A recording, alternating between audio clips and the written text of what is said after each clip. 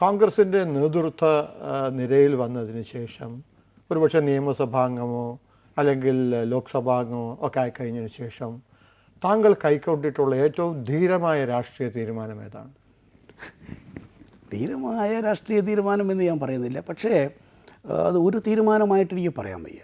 പക്ഷേ ഒരു കാര്യം ഞാൻ പറയും, ഇപ്പോൾ MLA ആയിരിക്കുന്ന അവസരത്തിലായാലും സ്പീക്കറായപ്പോഴും മന്ത്രിയായപ്പോഴും എൻ്റെ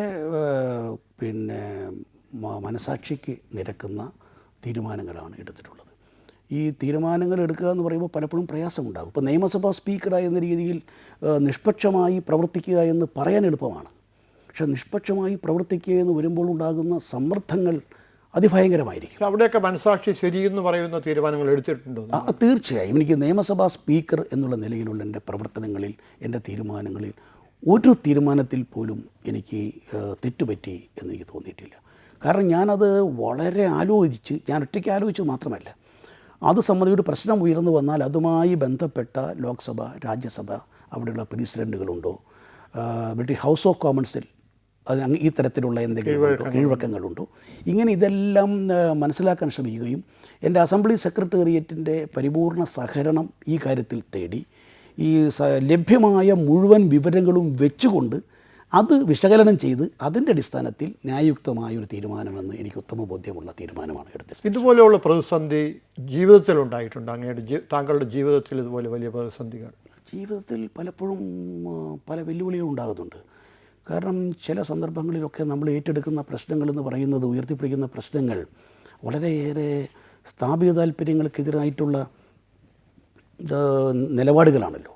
അത് വരുന്ന അവസരത്തിൽ പലതരം ഭീഷണികൾ കത്തുകൾ മുഖാന്തരം, ഫോണിലൂടെ, മറ്റു പല രീതിയിലൊക്കെ വരികയും നമുക്ക് വളരെയേറെ ഭീഷണികളൊക്കെ അനുഭവപ്പെടാറുണ്ട്. ഒരു രാഷ്ട്രീയം മടുത്തു എന്ന് ആ അവസരങ്ങളിൽ എപ്പോഴെങ്കിലും ചെറുതായെങ്കിലും മനസ്സിൽ തോന്നിയിട്ടുണ്ട്? എനിക്ക് ചില സന്ദർഭങ്ങളിൽ തോന്നിയിട്ടുണ്ട്. രാഷ്ട്രീയം മടുക്കുക എന്നതിനേക്കാൾ ഉപരിയായി ഈ പാർലമെൻ്ററി പ്രവർത്തന രംഗത്ത് നിന്ന് വിട്ടു നിൽക്കണം എന്നെനിക്ക് തോന്നിയിട്ടുണ്ട്. മറ്റൊന്നും കൊണ്ടല്ല, നമ്മളിപ്പോൾ ഏറെക്കാലമായി ഈ രംഗത്ത് നിൽക്കുന്നുണ്ട്. അപ്പോൾ എൻ്റെ വ്യക്തിപരമായ അഭിപ്രായം പറയുകയാണെങ്കിൽ ഒരേ ആളുകൾ ഒരേ രംഗത്ത് ഇങ്ങനെ അധികകാലം ഏറെക്കാലം പോകുന്നത് ഉചിതമാണെന്ന അഭിപ്രായം എനിക്കില്ല. അവരൊക്കെ അതിന് പക്ഷേ ഒരു നിയമോ ചട്ടമൊന്നും ഇല്ലല്ലോ. എല്ലാവരും ആ കാര്യങ്ങളിലൊക്കെ അവരവരുടെ ഔചിത്യം അനുസരിച്ച് പ്രവർത്തിക്കണമെന്ന അഭിപ്രായമാണ്. അങ്ങനെ തോന്നിയിട്ടുണ്ട്. പിന്നെ ചില സന്ദർഭങ്ങളിൽ നമുക്ക് ഈ തരം പ്രശ്നങ്ങൾ ഏറ്റെടുത്ത് മുന്നോട്ട് പോകുമ്പോൾ നമ്മൾ ആഗ്രഹിക്കുന്ന അല്ലെങ്കിൽ പ്രതീക്ഷിക്കുന്ന രീതിയിൽ ഇതുമായി സഹകരിക്കേണ്ടുന്ന ആളുകൾ സഹകരിക്കാതെ വരുന്ന അവസരത്തിൽ ചിലപ്പോഴൊക്കെ നിരാശ തോന്നിയിട്ടുണ്ട്. ഒരു ചുരുങ്ങിയ കാലയളവിലെ സുധീരൻ മന്ത്രിയായിട്ടുള്ള ആ കാലയളവിൽ ഈ ചട്ടക്കൂടിലിരുന്ന് നിങ്ങൾ ആഗ്രഹിക്കുന്നത് പോലുള്ള കാര്യങ്ങൾ ഈ സംസ്ഥാനത്ത് അല്ലെങ്കിൽ നമ്മുടെ രാഷ്ട്രീയത്തിൽ നടത്താൻ സാധിക്കുമെന്നുള്ള വിശ്വാസം നഷ്ടപ്പെട്ടു പോയിട്ടുണ്ട്? ഇല്ല. എൻ്റെ അഭിപ്രായത്തിൽ ഒരു മന്ത്രിയായിരുന്നു ഏത് മന്ത്രിയായി വരുന്ന വ്യക്തി താൻ ഏറ്റെടുക്കുന്ന ആ ചുമതലയോട് നീതി പുലർത്തുകയാണെങ്കിൽ, സത്യസന്ധമായി ആത്മാർത്ഥമായി പ്രവർത്തിക്കുകയാണെങ്കിൽ ആ ഡിപ്പാർട്ട്മെൻറ്റിൽ കുറേയേറെ മാറ്റമുണ്ടാക്കാൻ സാധിക്കും എന്ന ഉറച്ച വിശ്വാസക്കാരനാണ് ഞാൻ. ഇപ്പോൾ ഞാൻ അവിടെ വരുന്ന അവസരത്തിൽ ഞാൻ ആരോഗ്യവകുപ്പിൻ്റെ ചുമതലയാണ് വഹിച്ചിരുന്നത്.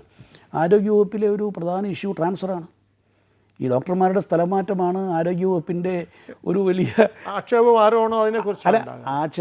ആരോപണമോ അതോടൊപ്പം തന്നെ ആകർഷകത്വവുമായി പലരും കരുതിയിട്ടുള്ളതാണ്. പക്ഷേ ഞാനത് ഇരുന്ന് ചർച്ച ചെയ്ത് ജീവനക്കാരുടെ പ്രതിനിധികളുമായി ചർച്ച ചെയ്ത് അന്ന് രൂപപ്പെടുത്തിയ മുൻകാലങ്ങളിലെ ഗവൺമെൻറ് ഉത്തരവുകൾ കൂടി കണക്കിലെടുത്തുകൊണ്ട് രൂപപ്പെടുത്തിയ ആ നോംസ് ഇന്നും വളരെ പ്രസക്തമാണ്. അന്ന് ആദ്യഘട്ടത്തിലൊക്കെ റെസിസ്റ്റൻസ് ഉണ്ടായിരുന്നെങ്കിലും പിന്നീടത് അംഗീകരിക്കുകയും അത് വളരെ ശക്തമായ നിലപാട് സ്വീകരിച്ചുകൊണ്ട് അത് ഇംപ്ലിമെൻറ്റ് ചെയ്യാൻ സാധിക്കണ്ടേ. അത് വന്നപ്പോൾ കറപ്ഷൻ്റെ റേറ്റ് കുറഞ്ഞു.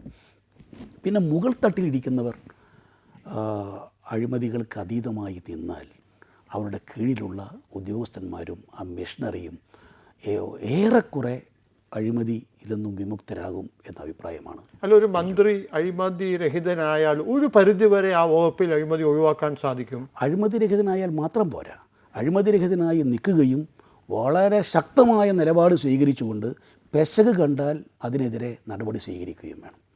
കാരണം നമ്മൾ നല്ല വ്യക്തികളായതുകൊണ്ട് മാത്രം കാര്യമില്ലല്ലോ. നല്ല വ്യക്തികളാകുമ്പോൾ തീർച്ചയായും അതിൻ്റെ ഗുണമുണ്ട്. പക്ഷെ അതോടൊപ്പം തന്നെ ആവശ്യാനുസരണം ഔചിത്യപൂർവ്വം ആക്ട് ചെയ്യാൻ നമ്മൾ തയ്യാറാകണം.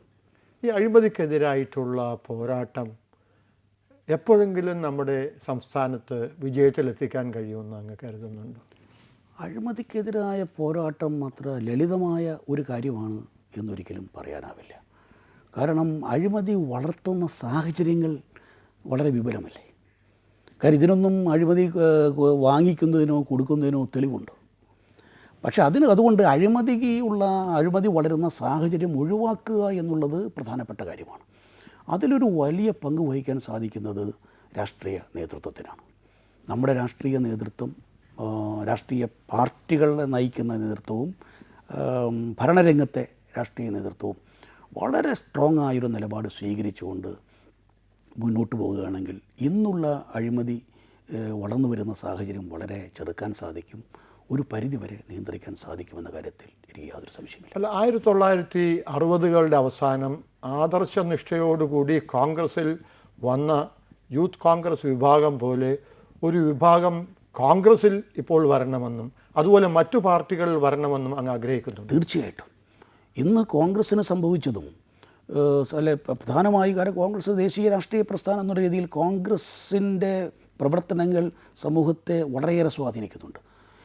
അപ്പോൾ ഞങ്ങളൊക്കെ കടന്നു വന്ന ആ ഒരു തലമുറയുണ്ടല്ലോ, ആ തലമുറ ഞങ്ങൾക്ക് കിട്ടിയ പരിശീലനം, അന്ന് ശ്രീ വയലാർ രവി, എ കെ ആൻ്റണി, ഉമ്മൻചാണ്ടി, ഞങ്ങളൊക്കെ എന്ന് പറഞ്ഞു കഴിഞ്ഞാൽ എം എ ജോൺ, ആ ഒരു സെറ്റ് എന്ന് പറയുന്നത് ഇടയ്ക്കിടയ്ക്ക് കൂടുക, ആശയവിനിമയം നടത്തുക, സംസ്ഥാന തലത്തിൽ ജില്ലാ തലത്തിൽ ക്യാമ്പുകൾ നടത്തുക, പ്രശ്നങ്ങളെക്കുറിച്ച് വാദപ്രതിവാദം നടത്തുക, നേതാക്കന്മാരെ അല്ലെങ്കിൽ സംഘടനാ യൂത്ത് കോൺഗ്രസ് നേതാക്കന്മാരെ തന്നെ അവരുടെ പ്രവർത്തന ചെയ്തികളെ വിശകലനം ചെയ്ത് വിമർശിക്കേണ്ടതാണെങ്കിൽ വിമർശിക്കുക, തിരുത്തുക, അങ്ങനൊരു പ്രവർത്തനമുണ്ടായിരുന്നു. ഒരു പക്ഷേ ആ പ്രവർത്തനത്തിൻ്റെ സ്വാധീനമാണ് ഇന്നും, ആ ഒരു പരിശീലനത്തിൻ്റെ സ്വാധീനമാണ് ഇന്നും എന്നെപ്പോലുള്ള ആളുകൾക്കുള്ളതെന്നാണ് എൻ്റെ വിശ്വാസം. അല്ല, അങ്ങനെയുള്ളൊരു ആദർശനിഷ്ഠയുള്ള യുവജന വിഭാഗം കടന്നു വരുന്നതിന് തടസ്സമായി നിൽക്കുന്ന ഘടകം ഏതാണ് കേരള രാഷ്ട്രീയത്തിൽ?